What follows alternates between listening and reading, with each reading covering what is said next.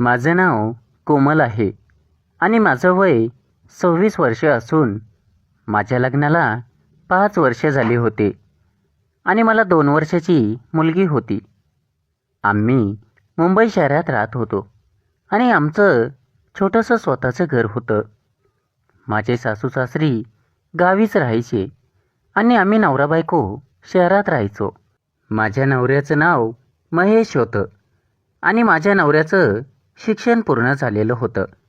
त्यामुळे माझा नवरा कामाच्या शोधात होता, परंतु माझ्या नवऱ्याला कामच लागत नव्हतं. एके दिवशी माझ्या नवऱ्याने त्याच्या मित्राला फोन केला. तोही मुंबईतच राहत होता. त्याचं स्वतःचं घर होतं आणि तो खूपच श्रीमंत होता व त्याचं खूप मोठं मेडिकल होतं. माझा नवरा त्याला म्हणाला, दीपक, मला तुझ्या ओळखीने कुठेतरी काम लावून दे. मी खूप ठिकाणी फिरलो, परंतु मला कुठेच काम लागत नाही. मग तो म्हणाला, महेश, तुला कुठे जायची गरज नाही. तू उद्यापासून माझ्याच मेडिकलवर कामाला ये. कारण माझ्या नवऱ्याचं खूप शिक्षण झालेलं होतं. मग माझा नवरा त्याला म्हणाला, धन्यवाद दीपक, तू मला काम दिल्याबद्दल, आणि फोन ठेवला. ते दोघं नवरा बायकोच राहत होते, कारण त्यांना मुलबाळच नव्हतं. मग दुसऱ्या दिवशीपासून माझा नवरा मेडिकलवर कामाला जाऊ लागला आणि मी पण स्वतःसाठी काम पाहत होते. परंतु माझा नवरा मला म्हणाला, कोमल, तू काम पाहू नकोस. तू जर कामाला गेली तर आपल्या मुलीला कोण सांभाळीन? कोमल, तू काळजी करू नकोस. आता मला काम मिळालं आहे आणि माझा मित्र मला पगारही चांगला देईल. त्यामुळे तुला कुठे काम करण्याची गरजच नाही. परंतु मला असं वाटायचं की दोघांनी मिळून काम केलं तर मुलीच्या भविष्यासाठी थोडेफार पैसे शिल्लक राहतील. म्हणून मी कामाच्या शोधात होते. एके दिवशी मला एका पार्लरमध्ये काम मिळालं आणि मी ते काम करायला तयार झाले, कारण माझा पार्लर कोर्स झालेला होता. संध्याकाळी नवरा घरी आल्यावर मी त्याला म्हणाले, अहो, मला एका पार्लरमध्ये काम मिळालं आहे आणि रोज 3-4 तास मला तिथेच जावं लागेल. माझा नवरा म्हणाला, अगं पण काय गरज आहे आणि पगार तेवढ्यात? मी म्हणाले, अहो, पगाराचं काही सांगितलंच नाही.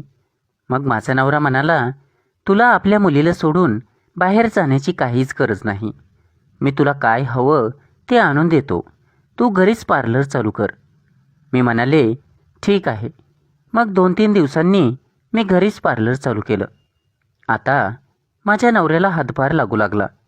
थोडे थोडे रोजचे पैसे येऊ लागले आणि त्यातूनच घरही चालू लागलं आणि आता सर्व काही व्यवस्थित चालू होतं.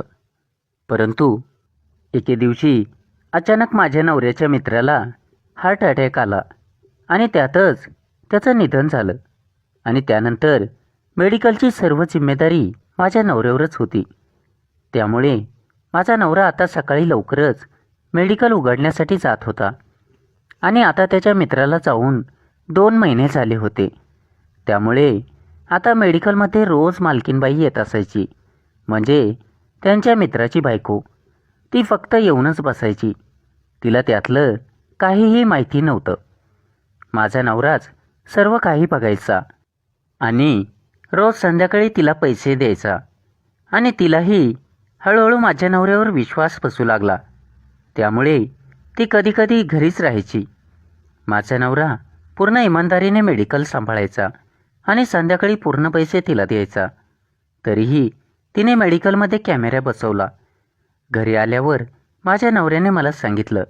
मी म्हणाले, अहो, तिला तुमच्यावर विश्वासच नाही, त्यामुळे तिने कॅमेरा बसवला आहे. परंतु आपल्याला काय फरक पडतो?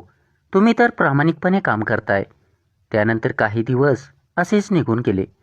एके दिवशी मालकीन मेडिकलमध्ये आली आणि तिने माझ्या नवऱ्याला बोलावले आणि म्हणाली, महेश, तुला खूपच दिवस झाले इथे कामाला लागून आणि तू खूप इमानदारीने काम करतोस. त्यामुळे मी पूर्ण मेडिकल तुझ्या ताब्यात देते आणि तुझा पगारही वाढवते. आता माझ्या नवऱ्याचा पगार 25,000 रुपये झाला होता आणि आता तिने सर्व जबाबदारी माझ्या नवऱ्यावरच टाकून ती बिनधास्त राहू लागली. माझा नवरा म्हणाला, वहिनी, तुम्हाला मेडिकलची काही माहिती नव्हती म्हणून मी पाहत होतो. वहिनी, सर्व जबाबदारी माझ्यावरती टाकू नका. मला घरी वेळ द्यावा लागतो.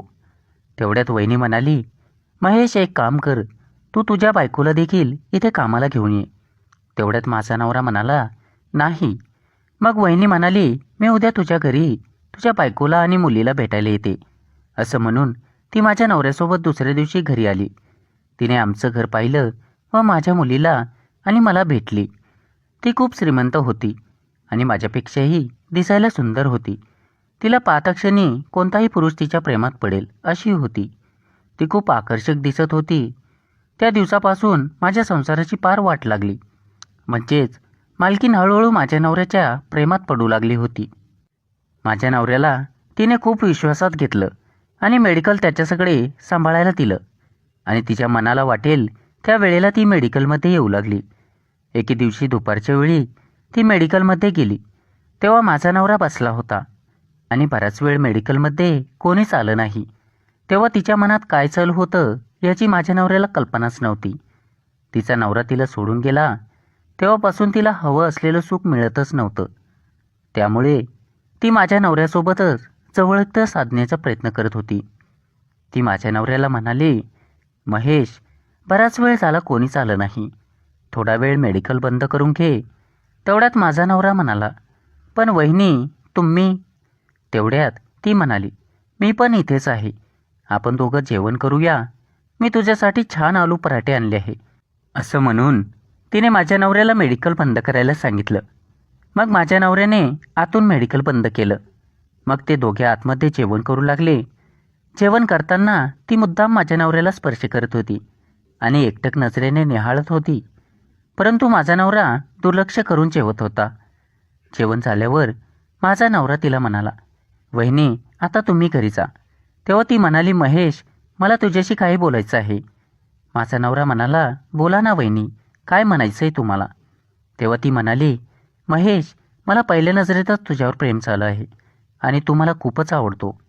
मी तुझ्याशिवाय राहू शकत नाही, म्हणून मी रोज मेडिकलमध्ये येत असते आणि आज मला तुझ्याकडून जे हवंय ते तुला द्यावंच लागेल. तेव्हा माझा नवरा म्हणाला, म्हणजे काय म्हणायचं आहे तुम्हाला. तेवढ्यात ती उठली आणि तिने मेडिकलमधला कॅमेरा बंद केला आणि माझ्या नवऱ्याजवळ जाऊन त्याला मिठी मारत म्हणाली, महेश, माझ्या खूपच इच्छा जागृत होऊ लागल्या आहे आणि त्या तूच पूर्ण करू शकतोस. असं म्हणून ती माझ्या नवऱ्याला हळूहळू स्पर्श करत होती. तेव्हा तिच्या स्पर्शाने माझा नवरा भारूनच केला आणि तिला मिठी मारली. तेव्हा ती म्हणाली, महेश, मला माहिती होतं मी तुला खूपच आवडते, पण तू म्हणायला घाबरतोस.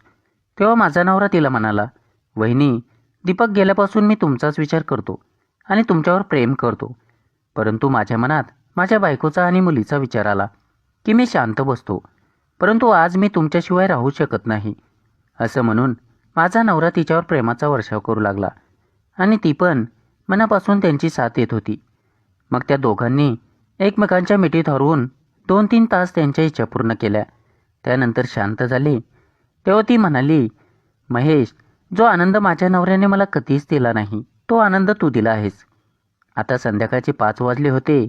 मग ते दोघे फ्रेश झाले आणि मेडिकल उघडलं आणि हळूहळू पुन्हा मेडिकलमध्ये लोक येऊ लागली. त्या दिवसापासून ते दोघे रोज दुपारी त्यांच्या इच्छा पूर्ण करत होते.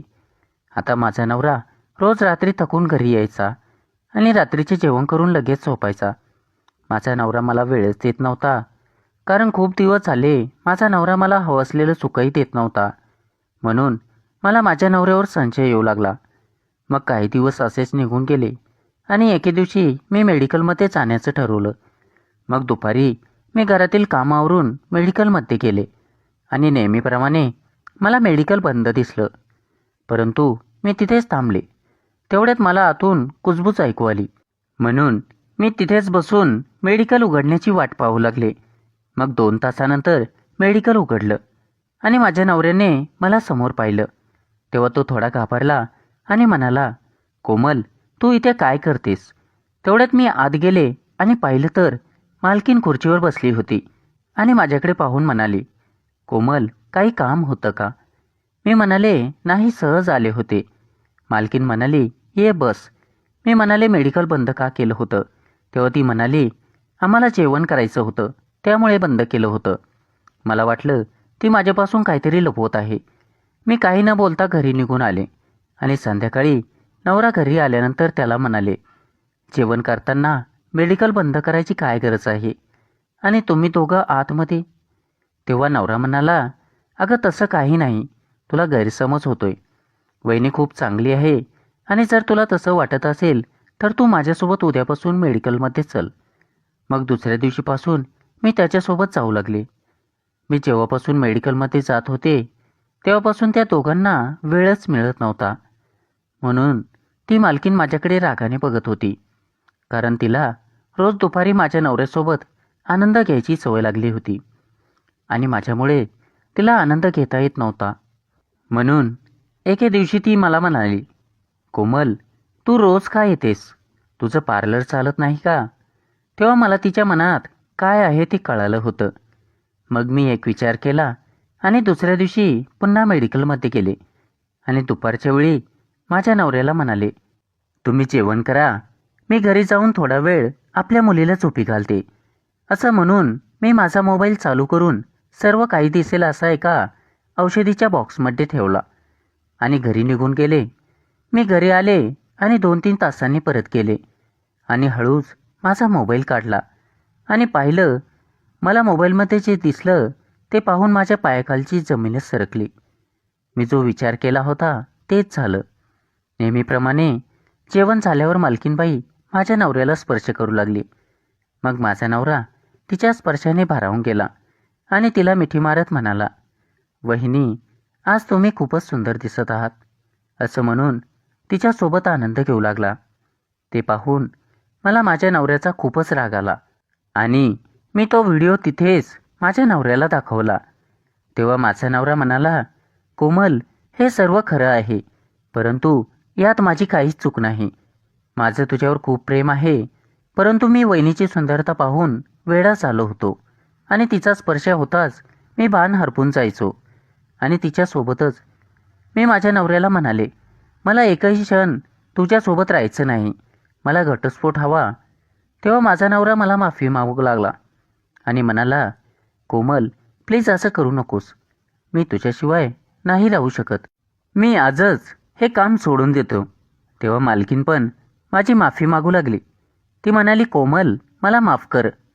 माझा नवरा मला सोडून गेल्यापासून मला हवं असलेलं सुख मिळत नव्हतं, म्हणून मी तुझ्या नवऱ्याला आकर्षित करत होते आणि त्याच्यासोबत आनंद घेत होते. कोमल, प्लीज मला माफ कर, मी तू म्हणशील ते करायला तयार आहे. मग मी एक स्त्री असल्यामुळे तिचं दुःख समजून घेतलं आणि तिला माफ केलं आणि माझ्या नवऱ्याला घेऊन घरी गेले. तेव्हा माझ्या नवऱ्याने मला मिठी मारली आणि मला म्हणाला, कोमल, मला माफ कर, मी आजपासून कोणत्याच बाईकडे पाहणार नाही. असं म्हणून माझ्यावर प्रेमाचा वर्षाव करू लागला. मग मी पण त्याला मिठी मारली आणि त्याची साथ देऊ लागली. त्या दिवशी आम्ही नवरा बायकोने एकमेकांच्या मिठीत हरवून आमच्या सर्व इच्छा पूर्ण केल्या. त्यानंतर काही दिवस असेच निघून गेले आणि माझा नवरा एका कंपनीत कामाला लागला. त्या दिवसापासून आम्ही नवरा बायकोने त्या मालकिनीचं तोंडसुद्धा पाहिलं नाही. आम्ही आमच्या मुलीसोबत खूप आनंदी राहू लागलो आणि एकमेकांवर खूप प्रेम करू लागलो. मंडळी, जर तुम्हाला कथा आवडली असेल तर व्हिडिओला लाईक करा, कमेंट करा आणि चॅनलला सबस्क्राईब करा. धन्यवाद.